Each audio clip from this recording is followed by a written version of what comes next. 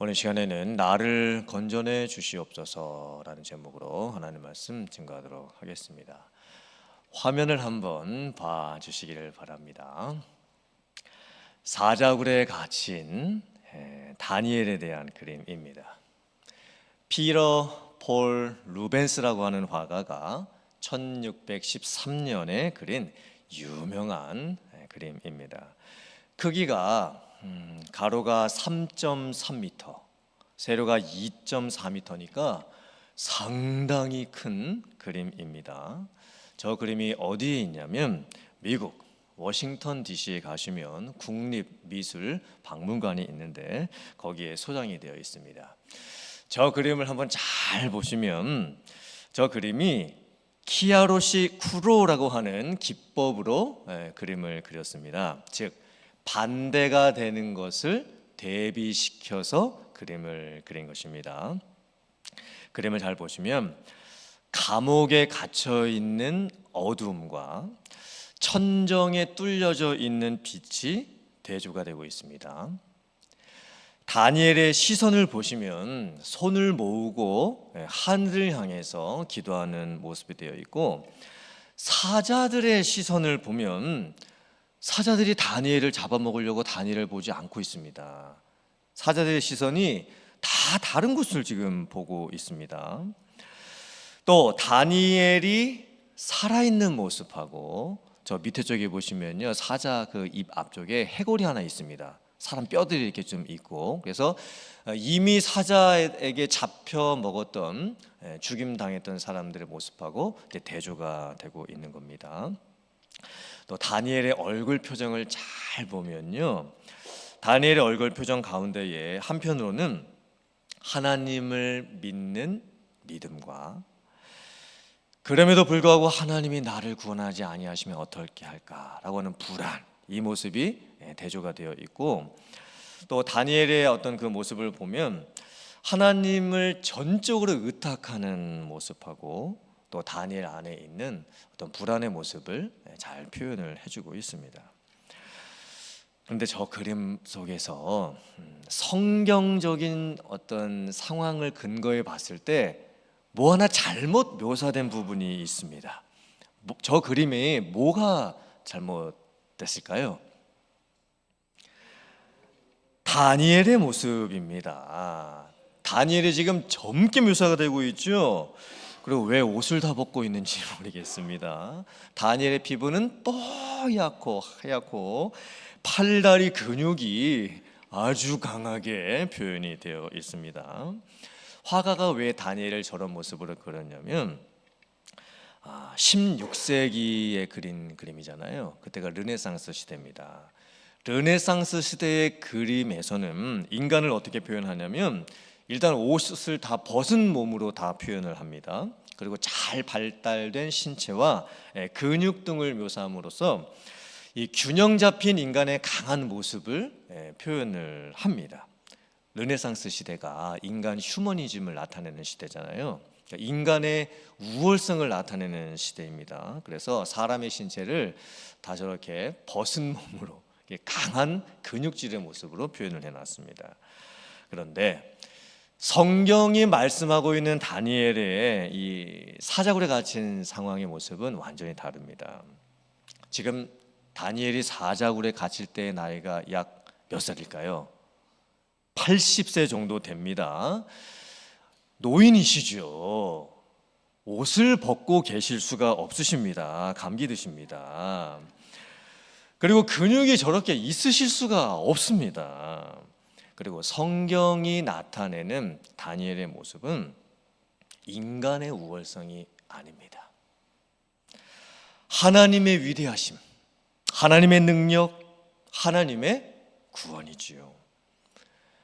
다니엘이 자기가 가지고 있는 자기의 위대함을 드러내는 것이 아니고 다니엘을 통해서 하나님께서 어떻게 다니엘을 건져주시고 지켜주시고 보호해주시는지, 하나님께서 얼마나 큰 영광과 능력으로 세상을 다스리고 계시고 또 저와 여러분들의 우리들의 삶을 다스리고 계시는지, 하나님의 능력을 나타내고 하려는 것이지요. 자, 다니엘이 메데바사 제국의 정치인들과 고관들로부터 누명과 모함을 받게 되었습니다. 왕의 금령을 어기고 계속해서 하루에 3번씩 기도하게 됐을 때 결국 다니엘이 사자굴에 던져지고 말지요. 그런데 참 신기한 것이 다리오 왕이 다니엘을 걱정합니다. 사실 다리오 왕은 다니엘을 사자굴에 던져놓고 싶지 않았습니다. 살려주고 싶었습니다. 그런데 신하들의 고발과 원성 때문에 다리오 왕이 어쩔 수 없이 다니엘을 사자굴에 던져 나오라고 허락을 하고 맙니다. 그때 다리오 왕이 이 다니엘을 저녁 시간에 이제 사자굴에 던져 놓고는 자기가 금식까지 합니다. 그리고 밤새도록 다니엘을 걱정합니다.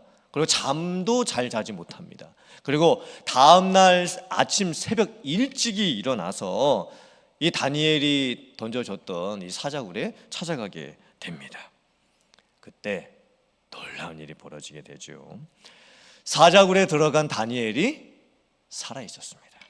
기적 같은 일이 벌어진 것이죠. 그때 다니엘이 이렇게 고백을 합니다. 화면 보시고 다니엘서 6장 22절부터 23절 말씀 같이 봉독해 보겠습니다. 시작. 나의 하나님이 이미 그의 천사를 보내어 사자들의 입을 봉하셨으므로 사자들이 나를 상해하지 못하였사오니 이는 나의 무죄함이 그 앞에 명백함이오며 또 왕이여 나는 왕에게도 해를 끼치지 아니하였나이다 하니라. 왕이 심히 기뻐서 명하여 다니엘을 굴에서 올리라 하매 그들이 다니엘을 굴에서 올린즉 그의 몸이 조금도 상하지 아니하였으니 이는 그가 자기의 하나님을 믿음이었더라. 아멘. 하나님께서 사자굴에 들어간 다니엘을 지키셨습니다. 동물들 중에서 가장 포악하고 힘이 센 동물이 사자지요. 사자가 동물의 왕이라고 불리지 않습니까? 근데 사자도 하나님이 창조하신 피조물에 불과했습니다. 세상에 있는 그 어떤 것도 하나님 앞에서는 작은 미물일 뿐입니다. 하나님께서는 강한 것을 약하게 하실 수도 있고 또 약한 것을 강하게 하실 수도 있습니다. 지금 다니엘의 모습을 보면 가장 약해 보이는 모습이죠. 사람들에게 누명을 받고 모함을 받고 지금 사자굴에 들어가 있는 너무나 인간적인 약한 모습입니다. 사자의 모습은 어떻습니까? 강한 모습이지요. 당장이라도 다니엘을 잡아먹을 수 있을 것 같은 먹잇감을 물어서 뜯어버릴 수 있는, 뼈까지도 부서뜨릴 수 있는 강한 모습이 사자의 모습입니다. 즉 다니엘의 연약한 모습하고 이 사자의 강한 모습하고 너무나 지금 대조가 되고 있지요. 그런데 다니엘에게 무엇이 있었습니까? 믿음이 있었습니다. 나의 하나님이 나를 지키시리라, 나의 하나님이 나를 구원하시리라 라고 하는 믿음이 있었던 거예요. 그 믿음 안에서 다니엘이 승리를 하게 됩니다. 화면 보시고 시편 31편 9절 이하의 말씀 같이 봉독해 보겠습니다. 시작. 여호와여 내가 고통 중에 있사오니 내게 은혜를 베푸소서. 내가 근심 때문에 눈과 영혼과 몸이 쇠하였나이다. 내 일생을 슬픔으로 보내며 나의 연수를 탄식으로 보내며 내 기력이 나의 죄악 때문에 약하여지며 나의 뼈가 쇠하도소이다. 여호와여 그리하여도 나는 주께 의지하고 말하기를 주는 내 하나님이시리라 하였나이다. 나의 앞날이 주의 손에 있사오니 내 원수들과 나를 핍박하는 자들의 손에서 나를 건져 주소서. 아멘. 다니엘이 사자굴에 들어갔다가 살아나온 이야기는 다니엘에게만 해당되는 내용이 아닙니다. 다니엘이 사자굴에 들어갔다가 살아났던 이 이야기는 사실 우리들에게도 똑같이 일어날 수 있는 일입니다. 물론 우리가 실제로 사자굴에 들어가지는 않겠지요. 하지만 우리들도 우리의 인생을 살펴보면 참 여러 가지 문제들 속에, 어려움 속에 우리가 던져지게 될 때가 참 많이 있습니다. 내가 전혀 예상하지 못했던 일입니다. 내가 정말 꿈에도 생각하지 않았던 일입니다. 그래서 내가 그 문제와 어려움 속에 내 동댕이 쳐질 때가 있는 거예요.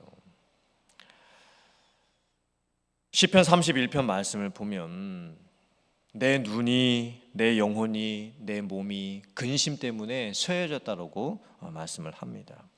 나의 뼈까지도 지금 쇠하여졌다고 지금 고백을 하고 있습니다. 인생을 살아가는데 자기의 삶이 평생 슬픔과 탄식으로 얼룩져 있다라고 고백을 합니다. 산 넘어 산이죠. 늑대를 간신히 피했다고 생각했는데 곰을 만납니다. 곰을 또 간신히 피했다고 생각을 했는데 사자를 만나게 됩니다. 이것이 우리 인생과 같다라는 거예요. 그런데 시편에서 뭐라고 고백을 합니까? 그런데도 나는 하나님을 의지하고, 그럼에도 불구하고 나는 하나님이 여전히 나의 하나님이시리라 고백합니다. 나의 앞날도 하나님의 손에 달려 있사오니 하나님이여 나를 건져 주시옵소서, 이렇게 고백을 했던 거예요. 사랑하는 성도 여러분, 여러분들은 지금 어느 수렁에 빠져 있으신 것 같으십니까? 어느 감옥에 빠져 있으신 것 같으십니까? 사실 우리들이 창살 없는 감옥에 갇혀 있을 때가 있죠. 여러분, 감옥 중에 가장 힘든 감옥이 어떤 감옥인지 아십니까? 나라고 하는 감옥입니다. 나라고 하는 감옥이 감옥 중에서 가장 힘든 감옥입니다. 우리가 나라고 하는 감옥에 갇힐 때가 얼마나 많이 있는지 모릅니다. 내 스스로 걱정과 염려와 근심에서 출발을 해서 이제 다른 사람을 향한 원망과 분노와 탓하는 것으로 발전을 하고, 이제는 자기를 방어하기 위해서 이제 움츠러들죠. 사람도 만나기 싫고 그냥 혼자서만 있고 싶습니다. 내 얘기를 누군가에게 나누고 싶지도 않습니다. 그리고 나에게 찾아오는 우울감과 고립감과 피해의식 등 여러 가지 나라고 하는 감옥에 우리가 빠져들 때가 얼마나 많이 있는지 모릅니다. 그래서 나라고 하는 감옥에 빠지는 게 가장 무서운 것입니다. 쇠창살에 갇히는 그런 감옥보다 나라고 하는 나의 감옥에 빠져서 헤어나지 못하는 게 가장 힘들고 어려운 일인 거예요. 또 우리의 몸도 그렇죠. 참 피곤할 때가 많습니다. 천근만근입니다. 몸이 무거워서 아무것도 못할 것 같습니다. 정말 새끼손가락 하나 까딱이는 것도 너무 괴롭고 힘들 때가 많습니다. 어쩌면 우리들이 살아가고 있는 우리의 인생의 모습이 다니엘이 사자굴에 갇힌 것보다 더 괴롭고 더 힘들게 느껴질지도 모르겠습니다. 그때 우리에게 필요한 것이 무엇일까요? 우리가 어떻게 해야 나라고 하는 감옥에서 벗어날 수가 있겠습니까? 우리가 어떻게 해야 인생의 피곤함이라고 하는 것에서 벗어날 수가 있겠습니까? 다니엘의 모습이겠지요. 하나님 나를 건져내 주시옵소서. 이 기도를 가지고 하나님 앞에 나아가게 될 때에 하나님께서 우리에게 응답해 주시고 하나님께서 우리를 건져내 주시는 줄을 믿습니다. 이 간증과 믿음의 고백이, 신앙의 고백이 여러분들이 있으실 수 있기를 주님의 이름으로 축원합니다. 오늘 성경 말씀을 보면 더 놀라운 사건이 있습니다. 다니엘이 단순히 사자굴에서 건져내진 게 놀라운 것이 아니고 더 놀라운 것은 무엇이냐면 다리오 왕이, 이방 왕이었던 다리오 왕이 하나님에 대해서 고백을 하는 내용입니다. 다리오 왕이 이 다니엘이 사자굴에서 건진받은 사건을 경험하고 나서 자기 나라 모든 백성에게 보내는 조서를 써서 내립니다. 그리고는 어떻게 표현을 하냐면 하나님은 살아계신 하나님이시고 영원히 변치 아니하시는 하나님이시고 하나님의 나라는 멸망하지도 아니할 것이고 하나님의 권세는 무궁할 것이며 하나님은 구원하기도 하시고 건져내기도 하시고 하늘에 서 있든 땅에 서 있든 이적과 기적을 행하시는 분이시다. 이게 너무 놀라운 일 아닙니까? 다리오 왕이 어떻게 이방인이었던 다리오 왕이 이렇게 하나님에 대해서 고백을 할 수가 있을까요? 물론 다리오 왕이 이 고백 한번 했다고 해서 다리오 왕이 하나님을 믿고 구원받았다고 할 수는 없을 겁니다. 왜냐하면 당시에 메대와 바사 제국에서는 이미 많은 신들을 섬기고 있었습니다. 어쩌면 다리오 왕이 하나님이라고 하는 새로운 신을 알게 되고 깨닫게 되었을지도 모르죠. 하나님이라고 하는 존재를 새롭게 인식하게 되었을 뿐인지도 모르겠습니다. 하지만 분명한 것이 있습니다.